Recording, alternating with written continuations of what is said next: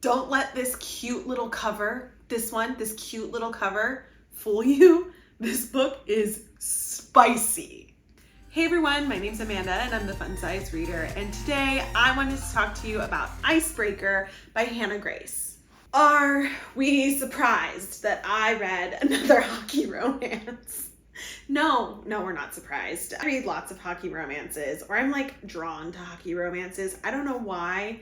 I can never remember the titles of them off the top of my head or how many I've read, but I will remember this one because this was a good one.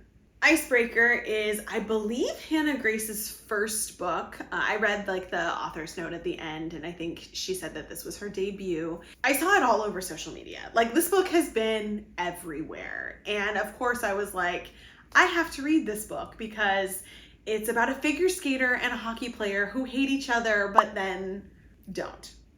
I looked at everybody's like description of the tropes and everybody's saying that it was super, super spicy. And I was like, okay, I can do this. But then when I went to queue it up, I was like, this book is over 400 pages. This is not the quick hitting rom-com romance spice that I'm looking for because I want to be able to finish this fast. I was like, really daunted by the fact that the book was so freaking long. And I did see quite a few people say that like, oh, they got bored in the middle, like it was too much, it was too long. And so I was like, should I start this?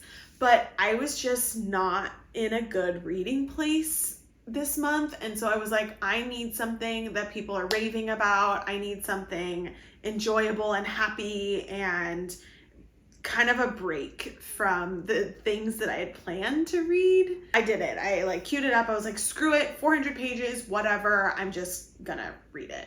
Y'all, I read this book in 24 hours. 400 pages my ass. Like, I read it so fast. All of my worries that I was gonna take way too long and it was gonna push everything else off and I wasn't gonna have time. No, 24 hours. This book freaking flew. I read it so fast. So I'm starting to think that I should not doubt these like 400 page romances. I typically hate reading romances that are so long, but this one broke that stereotype for me. Synopsis. Icebreaker is about, what the fuck is her name? God damn it. Why do I always do this? Anastasia and Nate. This book is about a girl named Anastasia, and she is a figure skater that goes to college in California. She is trying to compete to qualify to make it to the Olympics. She's a pairs skater, so she has a partner. She's been skating with him their whole time in college. The other perspective is from Nate, who is the captain of the same college's hockey team. And he is going to play professionally after school. And his team is kind of responsible for lots of pranks. So something happens and one of the rinks on campus, their ice making machine condenser thingy, gets broken, and so a whole rink is shut down, which forces them to share the rink with the figure skaters, which makes a lot of people very anxious because now they have to split time, they have competitions coming up, and Anastasia is like pissed about this. She hates the hockey players. She thinks they're, kind of all assholes, and she wants nothing to do with them. So there's kind of this like animosity. I don't want to call it enemies to lovers, but there's an animosity between them. So they kind of have to learn how to play nice together, and things kind of go from there. Star rating. I gave this book 5 stars. I freaking loved this book. I loved it, you guys. I thought it was so good. Such just like a happy, good, spicy read, and it was just perfect. It was perfect for this time of the year, and it was great sports romance, and I loved the characters, and I loved like the different facets of the story, and I loved the character development. It was just so good. It was so good. So this one, I could not do anything but give it 5 stars. Plus, if I can read a 400 and something page book in 24 hours with my lifestyle right now, like that's saying something. Spice rating. Okay, so this book was 400 pages. There was a lot of spice. A lot. Like what I said was accurate. Do not let the cutesy, frilly, sweet cover deceive you. This book was spicy. It was full of spice, and it was like intense spice, okay? It was not fade to black. It was not less than. Because of the amount, like I had to give this book 5 chili peppers just because of the amount. Like spicy from the beginning, spicy through to the end. And it's not that the spice was the plot. The plot was not the spice. Like some of the other books that I gave 5 chili peppers to. Like it actually had a plot. I just think that's why it was so long, because there were so many spicy scenes, but there were also so many pieces of the plot, and over a longer period of time that you followed 2 different people. So like for the size of the book and the amount of spice, I had to give it a 5. I had to. On my scale, it fits with like the content of a 3, because it doesn't have like, there's no multiple partners. There's nothing that like pushes it up. It's sheerly just the amount and the explicitness. So definitely 5 chilies, spicy. So this is for 18 and older. Like this is an adult book. This is for adults. This is not, a cutesy teen read. No, not at all. As always, I try to keep my romance reviews spoiler free. It's hard to do that with this one because there was so much storyline and things to talk about. So I may do a little spoiler section at the end, but here are my spoiler free thoughts.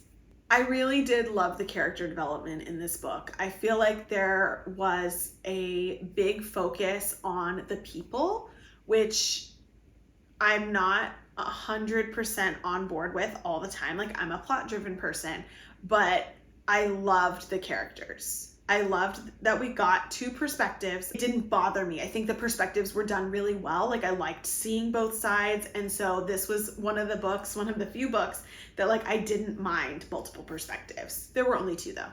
I loved Anastasia. I really loved how there was like a truthfulness that was written into the book about going to therapy and using skills that you develop and cultivate over time to improve your relationships. Like it was just so real.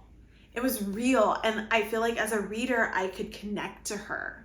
And I feel like that will be the case for a lot of people. Same with Nate. Like even though he didn't go through the same things that Anastasia did, like you could still connect and understand his perspective and what he was trying to do and the struggles that he was going through with his family and with his responsibilities on his team and to the other players. And it was just really good. It was really, really good. It reminded me a lot of The Deal. It's funny because like in The Deal by Elle Kennedy, I pictured the same type of house, like the house that all the hockey players lived in, because they both have like hockey houses in each of the stories. It was the same in my head. Different characters, but like the house was the same, which was kind of funny. But it did remind me a lot of The Deal. It just was more than The Deal. There was a lot more to Anastasia's story, like with her figure skating career and her relationship with her skating partner and her skating partner's relationship with her now boyfriend. And then she's got a best friend thrown in there. So like there were a lot of people, there were a lot of characters, but I really felt like you got to know the characters, which I did love. Like there were tons of the characters that I loved.